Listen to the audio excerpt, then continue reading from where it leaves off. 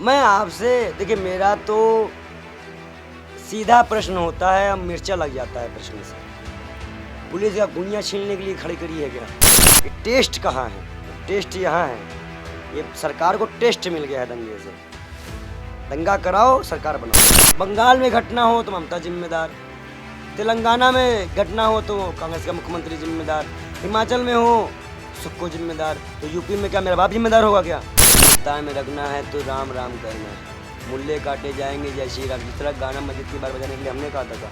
बहराइच का मुद्दा लगातार तूल पकड़ता जा रहा है। इसी पर ही चर्चा करने के लिए हमारे साथ बाल योगी जी मौजूद हैं, जिनसे जानने की कोशिश करेंगे। क्या लगता है बाल योगी जी, इस पूरी साजिश के पीछे साजिश है या फिर वाकई हिंसा भड़की है? मैं आपसे देखिए, मेरा तो सीधा प्रश्न होता है, अब मिर्चा लग जाता है प्रश्न से। पुलिस का गुइयाँ छीनने के लिए खड़ी करी है क्या? अभी बाल योगी महाराज कहीं भी कोई प्रोटेस्ट के लिए ऐलान कर दे तो हमारे पीछे तो इतना पुलिस लगा दोगे कि हमारे लोग कम हो जाएंगे, पुलिस ज़्यादा हो जाएगी। खिलाड़ी छात्र अगर बैठ जाएंगे धरने में तो पुलिस पहुंच जाएगी। लेकिन इतना बड़ा दंगा हो जाता है, पुलिस के पास पुलिस ही नहीं होती है। अब मैं आपको 2-3 वीडियो का स्वागत करता हूँ। आप लोग सबूत को मांगते हैं कि टेस्ट कहाँ है? टेस्ट यहाँ है। ये सरकार को टेस्ट मिल गया है दंगे से। दंगा कराओ, सरकार बनाओ। तो सरकार स्वाद चख रही है क्या इन दंगों को? अब अगर कर्फ्यू लगा हुआ है तो भीड़ कैसे निकल रही है? अब पुलिस वाले घूम रहे हैं। जो यूपी पुलिस अग्निवीर के बच्चों के कमरों के अंदर घुस को मार सकती है, हैं? अब देखिए, वांचुक के लिए पुलिस कितनी लगी हुई है। वांचुक पार कर पाए दिल्ली, ये कौन है? इनके लिए फोर्स पहुंच गई। कितनी गाड़ी पहुंची थी? इनके लिए कितनी गाड़ी पहुंची थी? क्या इनके पास फोर्स नहीं है? बताइए, मुझे जवाब दीजिए। यही हाल तो है। ये मणिपुर है, आज बहराइच देख लो, दोनों जल रहे हैं। कहाँ किसकी सरकार है? ये सरकार किसकी है? तो ये बताइए, बंगाल में घटना हो तो ममता जिम्मेदार, तेलंगाना में घटना हो तो कांग्रेस का मुख्यमंत्री जिम्मेदार, हिमाचल में हो सुक्को जिम्मेदार, तो यूपी में क्या मेरा बाप जिम्मेदार होगा क्या? पर ये तो कार्रवाई कर रहे हैं ना, कह रहे हैं। मैं आपसे फिर पूछ रहा हूँ, फिर भी आपको सबूत दिखाना पड़ेगा। आप लोगों को आईने की बड़ी ज़रूरत पड़ती है। जब तक आपको आईना नहीं दिखाओ आप मानबे नहीं करोगे मेरी बात को। मैं आपसे फिर पूछता हूँ, ये सिरबस्ती का मामला है, इतनी भीड़ इकट्ठा कैसे हो जा रही है? जवाब दीजिए। अगर आप कह रहे हैं कि हमारे अंदर कंट्रोल है, हमारे पुलिस से लोग डरते हैं, आप देखिए ये क्या कर रहे हैं पुलिस वाले।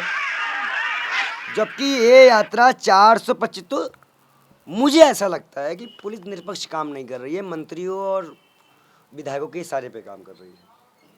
तो दलाली आप कह रहे हैं तरह से? हाँ भाई, बिल्कुल कह सकते हैं। अब मैं आपसे एक सवाल करता हूँ। मान लीजिए वो लड़का मैं हूँ जिसने झंडा बदला था। कहा यह जा रहा है कि वो लड़का छत पे चढ़ा, झंडा हटाया, झंडा बदला, बदलते ही कुछ लोग भी आए भीड़ से। यही मामला सबके चल रहा है। 4-5 लोग आए, उसे घसीट ले गए।